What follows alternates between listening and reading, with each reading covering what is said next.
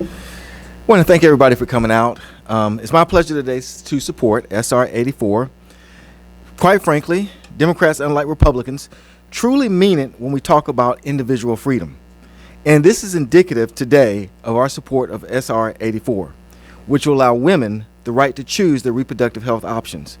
And we believe the people of Georgia also view women as equal citizens and will support her health care options by going to the ballot box and supporting SR 84. We as the Democratic Caucus support SR 84 and especially support Senator Harrell as she would be spearheading these efforts. So with that, I will give the podium to Senator Harrell.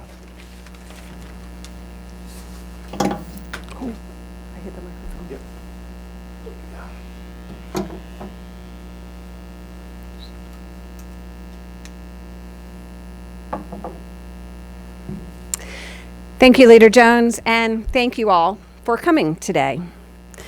One of the most common questions I hear from constituents is, why can't we vote to protect abortion rights like other states have? And the answer is simple but frustrating. Georgia's Constitution doesn't allow for direct ballot initiatives. But that doesn't mean Georgia voters don't deserve a say. Poll after poll shows the majority of Georgians oppose the state's extreme 6-week abortion ban. Yet because of gerrymandered safe districts, too many elected officials, like our colleagues on the other side of the aisle, they can ignore the will of the people without any consequence. That's why we are fighting for SR 84, a constitutional amendment that would protect abortion access up to fetal viability as determined by doctors in each individual case. Back when we first passed House Bill 481 in 2019, we could only imagine what harms would come of it. But now, Georgians are seeing that firsthand. They've read about the 2 Georgia women, Candy Miller and Amber Thurman, who died as a result of delayed care from pregnancy complications. They know about women whose lives were put at grave risk by being forced to carry non-viable pregnancies or suffered horrific, avoidable complications from miscarriages. They're showing up in ERs with sepsis, hemorrhage, and renal failure as a result of delayed care. Instead of being able to deliver the standard of care to prevent these harms, doctors are being forced to practice medicines with their hands tied behind their backs.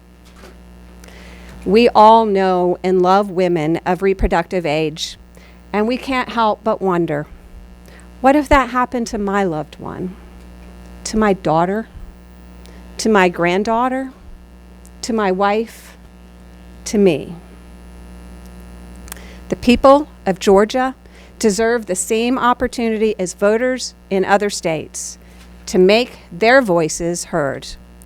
For 50 years after the Supreme Court decided Roe v. Wade, Republicans said abortion should be decided by the people, not by a judge.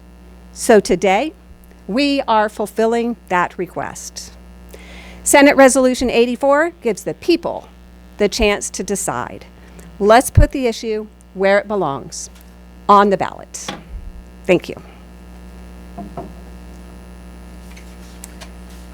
Questions? Have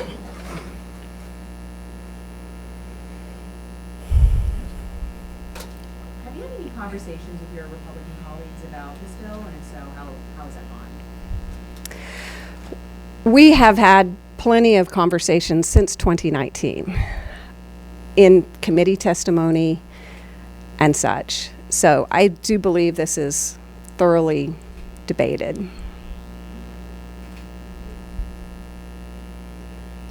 Considering the high hurdle that you have to clear to get this on the ballot, some might say this is more of a symbolic effort, maybe more of a messaging bill. I just wonder what you might say to that. I think that Georgians, by and large, they, like the constituents who came to me, why can't we vote on it? They just don't know what the hurdle is in Georgia. So I think if you're going to send a message, it's an educational message that they need to come to their legislators and say that this is what they want. And so in driving that message, you're implementing change.